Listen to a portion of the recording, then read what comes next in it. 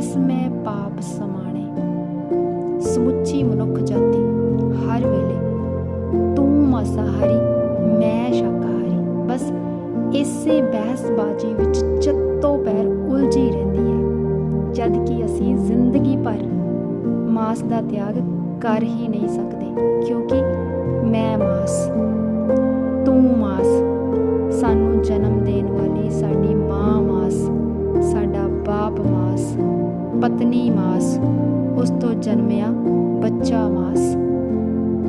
ਤੁਸੀਂ ਕਦੇ ਸੋਚਿਆ ਅਸੀਂ ਸ਼ਾਕਾਹਾਰੀ ਹੋਣ ਦੇ ਬਾਵਜੂਦ ਵੀ ਹਰ ਰੋਜ਼ ਪਤਾ ਨਹੀਂ ਕਿੰਨਾ ਅਧਿਕ ਮਾਸ ਖਾ ਜਾਂਦੇ ਹਾਂ? ਕਿਸ ਦਾ ਤਿਆਗ ਕਰੋਗੇ? ਚਲੋ ਮੰਨਿਆ ਕਿ ਤੁਸੀਂ ਮੁਰਗੀ ਦਾ ਮਾਸ ਛੱਡ ਦਿਓਗੇ, ਬੱਕਰੇ ਦਾ ਮਾਸ ਛੱਡ ਦਿਓਗੇ, ਮੱਛਲੀ ਦਾ ਮਾਸ ਵੀ ਛੱਡ ਦਿਓਗੇ, ਪਰ ਆਲੂ, ਗੋਭੀ, ਗਾਜਰ, ਮਟਰ, ਮੂਲੀ, ਲਸਣ, ਪਿਆਜ਼ ਦਾ ਮਾਸ ਕਿਵੇਂ ਛੱਡੋਗੇ? ਜਿੰਨਾ ਪਾਪ ਕਾਂ, ਕਬੂਤਰ, ਮੁਰਗਾ, ਮੱਛੀ ਮਾਰਨ ਵਿੱਚ ਹੁੰਦਾ ਹੈ, ਓਨਾ ਹੀ ਪਾਪ ਇੱਕ ਬੂਟੇ ਨੂੰ ਮਾਰਨ ਵਿੱਚ ਵੀ ਹੁੰਦਾ ਹੈ। ਫਰਕ ਬਸ ਇੰਨਾ ਹੈ ਕਿ ਬੂਟਿਆਂ ਦੀਆਂ ਚੀਕਾਂ ਸਾਨੂੰ ਸੁਣਾਈ ਨਹੀਂ ਦਿੰਦੀਆਂ ਤੇ ਕਾਂ, ਕਬੂਤਰ, ਮੁਰਗੇ ਤੇ ਬੱਕਰੇ ਦੀਆਂ ਚੀਕਾਂ ਸਾਡੇ ਕੰਨ ਸੁਣ ਸਕਦੇ ਆ। ਇੱਕ ਮੁਰਗਾ ਮਾਰ ਕੇ ਰਿੰਨ ਲੈਣਾ ਜਾਂ ਸਾਗ, ਪਾਲਕ, ਧਨੀਆ ਤੋੜ ਕੇ ਧਰ ਲੈਣਾ, ਪਾਪ ਤਾਂ ਦੋਹਾਂ ਦਾ ਇੱਕ ਬਰਾਬਰ ਹੀ ਹੈ। ਇਸ ਦਾ ਇਹ ਮਤਲਬ ਹਰਗਿਜ਼ ਨਹੀਂ ਕਿ ਮੈਂ ਤੁਹਾਨੂੰ ਮਾਸ ਖਾਣ ਲਈ ਆਖ ਰਹੀ ਹਾਂ ਜਾਂ ਪ੍ਰੇਰਿਤ ਕਰ ਰਹੀ ਹਾਂ। ਮੈਂ ਤਾਂ ਇਹ ਆਖ ਰਹੀ ਹਾਂ ਕਿ ਮਾਸ ਖਾਣ ਵਾਲੇ ਨੂੰ ਨਫ਼ਰਤ ਨਾ ਕਰੋ। ਇਹ ਨਾ ਆਖੋ ਕਿ ਤੂੰ ਪਾਪ ਕਰਕੇ ਖਾ ਰਿਹਾ ਹੈ ਤੇ ਤੂੰ ਪਾਪੀ ਹੈ, ਮੈਂ ਮਾਸ ਮੀਟ ਨਹੀਂ ਖਾਂਦਾ ਤੇ ਮੈਂ ਪੁੰਨੀ ਹਾਂ। ਦੁਨੀਆ ਵਿੱਚ ਕੁਝ ਵੀ ਸ਼ਾਕਾਹਾਰੀ ਨਹੀਂ ਹੈ, ਚਾਰੇ ਪਾਸੇ ਮਾਸ ਹੀ ਮਾਸ ਹੈ, ਹਰ ਤਰਫ ਮਾਸ ਦਾ ਹੀ ਪਸਾਰਾ ਹੈ। ਅੰਨ ਦੇ ਹਰ ਦਾਣੇ ਵਿੱਚ ਜਾਨ ਹੈ, ਅੰਨ ਦਾ ਇਕੱਲਾ ਦਾਣਾ ਜੀਵਤ ਹੈ, ਇਸੇ ਲਈ ਤਾਂ ਉਹ ਲਗਾਤਾਰ ਵੱਧ ਫੁੱਲ ਰਿਹਾ ਹੈ ਤੇ ਕੁਦਰਤ ਦੀ ਸਿਰਜੀ ਹਰ ਜੀਵਤ ਚੀਜ਼ ਮਾਸ ਤੋਂ ਹੀ ਬਣੀ ਹੋਈ ਹੈ। ਜਿਸ ਵਿੱਚ ਜਾਨ ਤੇ ਪ੍ਰਾਣ ਹੈ, ਸਮਝੋ ਉਹ ਮਾਸ ਹੈ। ਕੁਦਰਤ ਜਾਨ ਸਿਰਫ ਮਾਸ ਵਿੱਚ ਹੀ ਭਰਦੀ ਹੈ, ਪੱਥਰ ਜਾਂ ਲੋਹੇ ਵਿੱਚ ਨਹੀਂ। ਅੰਨ ਦਾ ਹਰ ਨਿੱਕਾ ਦਾਣਾ ਨਿਰਾ ਮਾਸ ਹੈ, ਜਿਉਂਦਾ ਜਾਗਦਾ ਮਾਸ।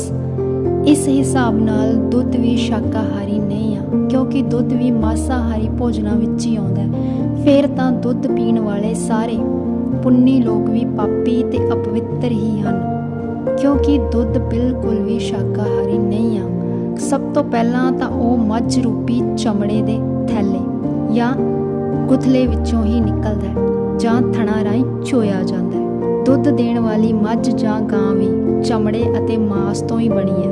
ਅਸਲ ਵਿੱਚ ਮੱਝ ਦੇ ਅੰਦਰੋਂ ਚਰਬੀ ਖੁਰ ਕੇ ਲਿਕੁਇਡ ਜਿਹਾ ਤਰਲ ਪਦਾਰਥ ਬਣ ਕੇ ਦੁੱਧ ਦੇ ਰੂਪ ਵਿੱਚ ਬਾਹਰ ਆਉਂਦਾ ਹੈ। ਦੁੱਧ, ਮਿਲਕ ਇੱਕ ਲਿਕੁਇਡ ਮਾਸ ਹੈ, ਯਾਨੀ ਕਿ ਲਿਕੁਇਡ ਸਕਿਨ। ਜੇਕਰ ਇਸ ਗੱਲ ਨੂੰ ਅਸੀਂ ਮੈਡੀਕਲ ਸਾਇੰਸ ਦੀ ਦ੍ਰਿਸ਼ਟੀ ਨਾਲ ਸਮਝਣਾ ਚਾਹੀਏ ਤਾਂ ਲੈਬੋਰੇਟਰੀ ਵਿੱਚ ਮਾਈਕਰੋਸਕੋਪ ਰਾਹੀਂ ਵੇਖ ਸਕਦੇ ਹਾਂ। ਸੋ ਮਾਸ ਆ ਕੇ ਬੇਫਜ਼ੂਲ ਮੁੱਦੇ ਖੜੇ ਕਰਨੇ, ਵੱਡੇ ਝਗੜੇ ਬਣਾ ਲੈਣੇ, ਇਹ ਨਿਰੀ ਮੂਰਖਤਾ ਹੈ, ਅਗਿਆਨਤਾ ਹੈ, ਬੇਵਕੂਫੀ ਹੈ। ਗਿਆਨ ਧਿਆਨ ਕਿਛ ਨਾ ਜਾਣੇ। ਅਸਲ ਵਿੱਚ ਅਸੀਂ ਅਸਲ ਗਿਆਨ ਵਿੱਚ ਤਾਂ ਧਿਆਨ ਹੀ ਨਹੀਂ ਦਿੰਦੇ। ਮੰਨ ਲਓ ਜੇਕਰ ਤੁਹਾਡੇ ਸਰੀਰ ਦੇ ਕਿਸੇ ਅੰਗ ਵਿੱਚ ਚਮੜੀ ਰੋਗ ਪੈਦਾ ਹੋ ਜਾਵੇ ਤੇ ਹੌਲੀ ਉਹ ਭਿਆਨਕ ਕੋੜ ਦਾ ਰੂਪ ਧਾਰਨ ਕਰ ਲਵੇ। ਉਸ ਅੰਗ ਵਿੱਚ ਕੀੜੇ ਪੈਦਾ ਹੋ ਜਾਣ, ਭਾਵ ਉਹ ਸਾਰੇ ਕੀਟਾਣੂ ਤੇ ਜੀਵਾਣੂ ਵੀ ਤਾਂ ਸੰਜੀਵ ਹੀ ਹਨ, ਉਹਨਾਂ ਵਿੱਚ ਵੀ ਜਾਨ ਹੈ। ਕੀ ਤੁਸੀਂ ਕੋਈ ਦਵਾਈ ਪਾ ਕੇ ਉਹਨਾਂ ਨੂੰ ਮਾਰੋਗੇ? ਨਹੀਂ, ਉਹਨਾਂ ਨੂੰ ਮਾਰਨ ਦਾ ਵੀ ਤਾਂ ਪਾਪ ਹੋਵੇਗਾ ਹੀ, ਕਿਉਂਕਿ ਉਹਨਾਂ ਵਿੱਚ ਸੱਚੀ ਜਾਨ ਹੈ। ਵੈਸੇ ਵੀ ਕੁੱਖਾਂ ਵਿੱਚ ਪੁੰਗਰ ਦੇ ਭਰੂਣ ਦਾ ਸਫਾਇਆ ਕਰਕੇ ਵੀ ਤਾਂ ਅਸੀਂ ਸਭ ਦੇ ਸਭ ਕਾਤਿਲ ਸਾਬਤ ਹੋ ਹੀ ਚੁੱਕੇ ਹਾਂ, ਕਿਉਂਕਿ ਜਨਮ ਤੋਂ ਪਹਿਲਾਂ ਹੀ ਕਿਸੇ ਦੀ ਮੌਤ ਲਿਖ ਦੇਣ ਨਾਲੋਂ ਤਾਂ ਵੱਡਾ ਪਾਪ ਸ਼ਾਇਦ ਕੋਈ ਹੋ ਹੀ ਨਹੀਂ ਸਕਦਾ। ਇਨਸਾਨ ਦੇ ਜਿਉਂਦੇ ਰਹਿਣ ਲਈ ਸਭ ਤੋਂ ਪਹਿਲਾਂ ਤੇ ਸਭ ਤੋਂ ਜ਼ਿਆਦਾ ਜ਼ਰੂਰੀ ਹੈ ਆਕਸੀਜਨ, ਤੇ ਅਸੀਂ ਜਾਨ ਤੇ ਪ੍ਰਾਣ ਬਖਸ਼ਣ ਵਾਲੇ, ਆਕਸੀਜਨ ਪ੍ਰਦਾਨ ਕਰਨ ਵਾਲੇ ਦਰਖਤਾਂ ਦੇ ਹਥਿਆਰੇ ਤੇ ਕਾਤਿਲ ਹਾਂ। ਸੋਚੋ ਜੇ ਦਰਖਤ ਨਾ ਹੋਣ ਤੇ ਉਹ ਸਾਨੂੰ ਆਕਸੀਜਨ ਨਾ ਦੇਣ, ਕੀ ਅਸੀਂ ਜਿਉਂਦੇ ਰਹਿ ਸਕਦੇ ਹਾਂ? ਜੇ ਤੁਹਾਡਾ ਜਵਾਬ ਹੈ ਨਹੀਂ, ਤਾਂ ਫਿਰ ਸਾਨੂੰ ਜ਼ਿੰਦਗੀ ਬਖਸ਼ਣ ਵਾਲੇ ਜੀਵਤ ਪੇੜ ਪੌਦਿਆਂ ਨੂੰ ਬੇਜਾਨ ਸਮਝ ਕੇ ਅਸੀਂ ਕੱਟ ਕਿਵੇਂ ਦਿੰਦੇ ਹਾਂ? ਉਹ ਬੇਜਾਨ ਨਹੀਂ, ਜੇ ਉਹਨਾਂ ਵਿੱਚ ਜਾਨ ਹੈ ਤਾਂ ਹੀ ਉਹ ਸਾਨੂੰ ਆਕਸੀਜਨ ਦਿੰਦੇ ਆ, ਤਾਂ ਹੀ ਅਸੀਂ ਜਿੰਦਾ। ਮੈਂ ਇਹ ਨਹੀਂ ਕਿਹਾ ਕਿ ਤੁਸੀਂ ਮੇਰੇ ਕਹਿਣ 'ਤੇ ਖਾਓ ਜਾਂ ਮੇਰੇ ਕਹਿਣ 'ਤੇ ਨਾ ਖਾਓ, ਬਸ ਆਪਣੇ ਮਨ ਨੂੰ ਪੁੱਛੋ ਖਾਣਾ ਹੈ ਜਾਂ ਨਹੀਂ ਖਾਣਾ। ਯਕੀਨਨ ਤੁਸੀਂ ਬਿਲਕੁਲ ਸਹੀ ਜਵਾਬ ਆਪਣੇ ਅੰਦਰੋਂ ਆਪਣੇ ਆਪ ਹੀ ਖੋਜ ਲਵੋਗੇ।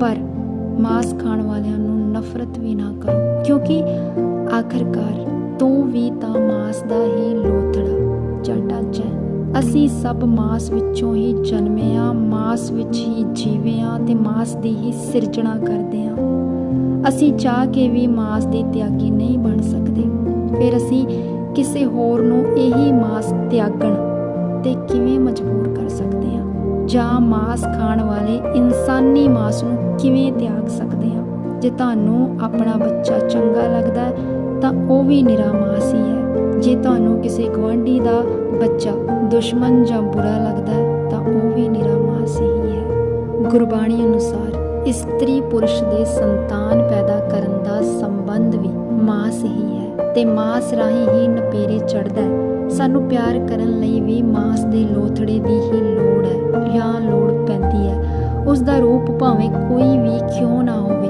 ਮਾਂ, ਭੈਣ, ਪਤਨੀ, ਬੱਚਾ ਜਾਂ ਸਾਡਾ ਪਾਲਤੂ ਕੁੱਤਾ, ਸਭ ਮਾਸ ਹੀ ਮਾਸ ਹੈ। ਜਿਤਨੇ ਦਾਣੇ ਅੰਨ ਕੇ ਜੀਆਂ ਬਾਝ ਨਾ ਕੋਏ। ਅੰਨ ਦੇ ਹਰੇਕ ਦਾਣੇ ਵਿੱਚ ਜਾਨ ਹੈ। ਤੁਸੀਂ ਚਾਹੇ ਕਣਕ, ਸਰੋਂ ਜਾਂ ਮੱਕੀ, ਕਿਸੇ ਵੀ ਫਸਲ ਦਾ ਕੋਈ ਵੀ ਦਾਣਾ ਧਰਤੀ ਵਿੱਚ ਬੀਜ ਕੇ ਵੇਖ ਲਓ, ਬਿਨਾਂ ਸ਼ੱਕ ਇਹ ਦਾਣਾ ਉੱਗਣਾ ਚਾਹੁੰਦਾ ਹੈ, ਗਰੋ ਕਰਨਾ ਚਾਹੁੰਦਾ ਹੈ। ਉਸ ਨੂੰ ਕੱਟ ਕੇ ਜਾਂ ਜੜੋਂ ਪੁੱਟ ਕੇ ਉਸ ਦੀ ਜਾਨ ਲੈ ਕੇ, ਉਸ ਦੀ ਗਰੋਥ ਰੋਕ ਕੇ, ਉਸ ਨੂੰ ਖਤਮ ਕਰਕੇ ਤੁਸੀਂ ਵੀ ਪਾਪੀ ਹੀ ਅਖਵਾਓਗੇ। ਜੇਕਰ ਕੋਈ ਇਨਸਾਨ ਕਿਸੇ ਕਮਰੇ ਵਿੱਚ ਬੈਠਾ ਮਾਸ, ਆਂਡਾ ਜਾਂ ਮੀਟ ਖਾ ਰਿਹਾ ਹੈ ਤੇ ਸਿਗਰਟਾਂ, ਬੀੜੀਆਂ ਫੂਕ ਰਿਹਾ ਹੈ, ਤਾਂ ਤੁਸੀਂ ਵੀ ਉਸ ਕੋਲ ਜਾਂ ਉਸ ਦੇ ਨਾਲ ਬੈਠੇ ਹੋ, ਪਰ ਤੁਸੀਂ ਇਹਨਾਂ ਸਾਰੀਆਂ ਚੀਜ਼ਾਂ ਨੂੰ ਨਾ ਤਾਂ ਛੋਹ ਰਹੇ ਹੋ ਤੇ ਨਾ ਹੀ ਇਹਨਾਂ ਦਾ ਸੇਵਨ ਕਰ ਰਹੇ ਹੋ। ਪਰ ਫਿਰ ਵੀ ਤੁਸੀਂ ਗਿਆਨੀ ਧਿਆਨੀ ਨਹੀਂ ਅਖਵਾ ਸਕਦੇ, ਕਿਉਂਕਿ ਉਸ ਕਮਰੇ ਵਿੱਚ ਬੈਠੇ ਮਾਸ ਖਾਣ ਵਾਲੇ ਇਨਸਾਨ ਦਾ ਸਾਹ ਹਵਾ ਰਾਹੀਂ ਤੁਹਾਡੇ ਸਾਹਾਂ ਵਿੱਚ ਵੀ ਆ ਜਾ ਰਿਹਾ। ਫਿਰ ਤੁਸੀਂ ਗਿਆਨੀ ਧਿਆਨੀ ਕਿਵੇਂ ਰਹੇ? ਇਸ ਮਾਸ ਤੋਂ ਦੂਰ ਤੁਸੀਂ ਕਿਵੇਂ ਹੋਏ? ਜਿੰਨਾ ਪਾਪ ਤੁਸੀਂ ਬੱਕਰਾ ਵੱਢ ਕੇ ਕਰ ਰਹੇ ਹੋ, ਓਨਾ ਹੀ ਪਾਪ ਤੁਸੀਂ ਸਾਗ ਜਾਂ ਪਾਲਕ ਵੱਢ ਕੇ ਵੀ ਕਰ ਰਹੇ ਹੋ। ਜਿੰਨਾ ਪਾਪ ਤੁਸੀਂ ਮੱਛੀ ਮਾਰ ਕੇ ਕਰਦੇ ਹੋ, ਓਨਾ ਹੀ ਪਾਪ ਤੁਸੀਂ ਲਸਣ ਪਿਆਜ਼ ਦੀ ਚਟਨੀ ਕੁੱਟ ਕੇ ਵੀ ਕਰਦੇ ਹੋ। ਸੋ ਅੱਧਾ ਪਚੱਧਾ ਤਿਆਗ ਕਦੇ ਵੀ ਤਿਆਗ ਨਹੀਂ ਅਖਵਾਉਂਦਾ। ਸੰਪੂਰਨ ਤਿਆਗ ਹੀ ਤਿਆਗ ਮੰਨਿਆ ਜਾਂਦਾ ਹੈ। ਸੰਪੂਰਨ ਤਿਆਗੀ ਖੋਜਣਾ ਜਾਂ ਬਣਨਾ ਬਹੁਤ ਔਖਾ ਕੰਮ ਹੈ। ਅਸਲ ਵਿੱਚ ਇਨਸਾਨ ਮਾਸ ਵਿੱਚੋਂ ਜਨਮ ਕੇ ਮਾਸ ਨਾਲ ਹੀ ਲਾਵਾਂ ਲੈਂਦਾ ਹੈ ਤੇ ਨਵੇਂ ਮਾਸ ਨਾਲ ਮਾਸ ਦਾ ਸੰਬੰਧ ਬਣਾ ਕੇ ਹੋਰ ਨਵੇਂ ਮਾਸ ਦੀ ਸਿਰਜਣਾ ਵਿੱਚ ਜੁਟ ਜਾਂਦਾ ਹੈ। ਨਵੇਂ ਮਾਸ ਦੀ ਉਤਪੱਤੀ ਵਿੱਚ ਹੁੰਦੀ ਦੇਰੀ ਉਸ ਨੂੰ ਚਿੰਤਿਤ ਵੀ ਕਰਦੀ ਹੈ। ਸੋ ਬਹੁਤੀ ਵਾਰ ਉਹ ਨਵੇਂ ਮਾਸ ਦੀ ਛੇਤੀ ਘਰ ਵਿੱਚ ਪ੍ਰਵੇਸ਼ ਕਰਾਉਣ ਦੀ ਤਮੰਨਾ ਲਈ ਗੁਰੂ ਘਰ ਜਾ ਕੇ ਮੱਥੇ ਵੀ ਟੇਕਦਾ ਹੈ ਤੇ ਨੱਕ ਵੀ ਰਗੜਦਾ ਹੈ। ਅਸਲ ਵਿੱਚ ਉਹ ਮਾਸ ਉਹਦਾ ਗੁਰੂ ਵੀ ਮਾਸ ਤੇ ਪੀੜ੍ਹੀ ਦਰ ਪੀੜ੍ਹੀ ਉਸ ਦੇ ਪੂਰਵਜਾਂ ਦਾ ਇਤਿਹਾਸ ਵੀ ਮਾਸ ਤੇ ਉਸ ਦੀਆਂ ਆਉਣ ਵਾਲੀਆਂ ਪੀੜ੍ਹੀ ਦਰ ਪੀੜ੍ਹੀ ਸਭ ਪੁਸ਼ਤਾਂ ਦਾ ਅੰਸ਼ ਤੇ ਵੰਸ਼ ਵੀ ਮਾਸ। ਜਿਉਂਦੇ ਜੀ ਉਸ ਦੀ ਰੂਹ ਅਤੇ ਆਤਮਾ ਦਾ ਘਰ ਉਹਦਾ ਸਰੀਰ ਵੀ ਮਾਸ। ਸੱਚ ਤਾਂ ਇਹ ਹੈ ਕਿ ਅਸਲ ਵਿੱਚ ਮਾਸ ਤੋਂ ਬਿਨਾਂ ਸਾਡੀ ਕੋਈ ਗਤੀ ਨਹੀਂ। ਅਸਲ ਵਿੱਚ ਤਾਂ ਅਸੀਂ ਸਾਰੇ ਮਾਸ ਵਿੱਚ ਹੀ ਡੁੱਬੇ ਤੇ ਮਾਸ ਵਿੱਚ ਹੀ ਖੁੱਬੇ ਹਾਂ। ਅਸੀਂ ਇਹ ਬਿਲਕੁਲ ਨਹੀਂ ਆਖ ਸਕਦੇ ਕਿ ਮਾਸ ਖਾਣ ਵਾਲਾ ਆਮ ਤੇ ਬੇਕਾਰ ਹੈ ਤੇ ਮਾਸ ਨਾ ਖਾਣ ਵਾਲਾ ਵਧੀਆ ਤੇ ਖਾਸ ਹੈ। ਪਾਪ ਤੇ ਪੁੰਨ ਤੋਂ ਉੱਪਰ ਉੱਠ ਕੇ ਪਿਆਰ ਅਤੇ ਨਫ਼ਰਤ ਦੇ ਅਸਲ ਕਾਰਨਾਂ ਨੂੰ ਸਮਝੋ। ਇੱਥੇ ਮੈਂ ਕੋਈ ਤੁਹਾਨੂੰ ਮਾਸ ਖਾਣ ਲਈ ਨਹੀਂ ਆਖ ਰਹੀ ਤੇ ਤੇ ਨਾ ਹੀ ਮਾਸ ਖਾ ਲੈਣ ਲਈ ਹੱਲਾਸ਼ੇਰੀ ਦੇ ਰਹੀ ਹਾਂ। ਮੈਂ ਤਾਂ ਬਸ ਇੰਨਾ ਕੁ ਆਖ ਰਹੀ ਹਾਂ ਕਿ ਜੋ ਮਾਸ ਖਾਂਦਾ ਹੈ ਸਿਰਫ ਉਹੀ ਇਕੱਲਾ ਪਾਪੀ ਹੈ।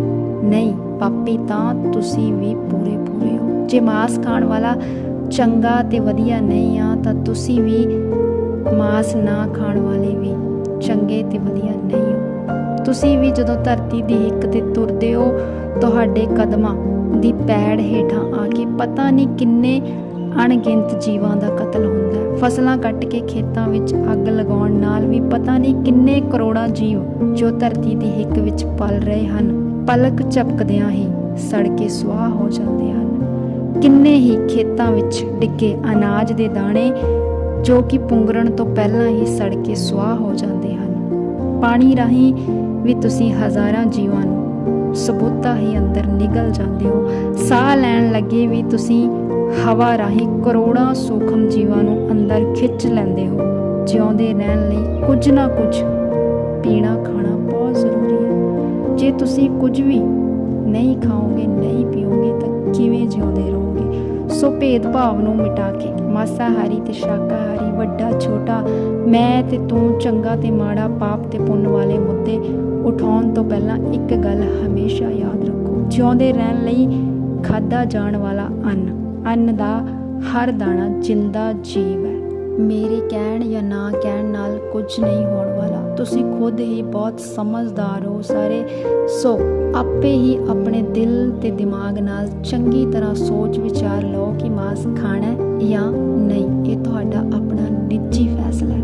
ਵੈਸੇ ਉਦਾਹਰਨ ਦੇ ਤੌਰ ਤੇ ਜੇ ਗੱਲ ਕੀਤੀ ਜਾਵੇ ਤਾਂ ਮੰਨ ਲਓ ਕਿ ਤੁਹਾਡੇ ਘਰ ਵਿੱਚ ਇੱਕ ਗੂੰਗਾ ਤੇ ਬੋਲਾ ਬੱਚਾ ਪੈਦਾ ਹੁੰਦਾ ਹੈ, ਜਿਸ ਦੀਆਂ 2 ਗਿਆਨ ਇੰਦਰੀਆਂ ਕੰਮ ਨਹੀਂ ਕਰਦੀਆਂ।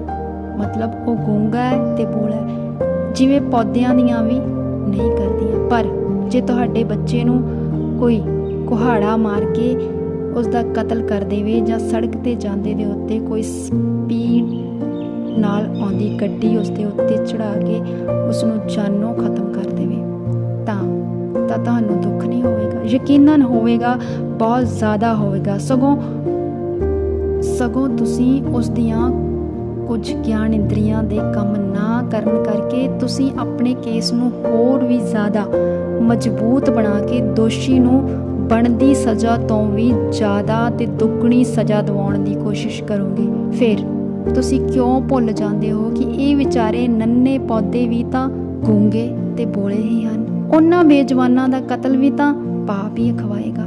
ਤੇ ਫਿਰ ਸੋਚੋ, ਉਹਨਾਂ ਨੂੰ ਮਾਰਨ ਲਈ ਅਸੀਂ ਕਿੱਡੇ ਵੱਡੇ ਪਾਪੀ, ਹਥਿਆਰੇ, ਕਾਤਿਲ ਤੇ ਦੋਸ਼ੀਆਂ ਤੇ ਸਾਡੀ ਸਜ਼ਾ ਕੀ ਹੋਣੀ ਚਾਹੀਦੀ ਆ।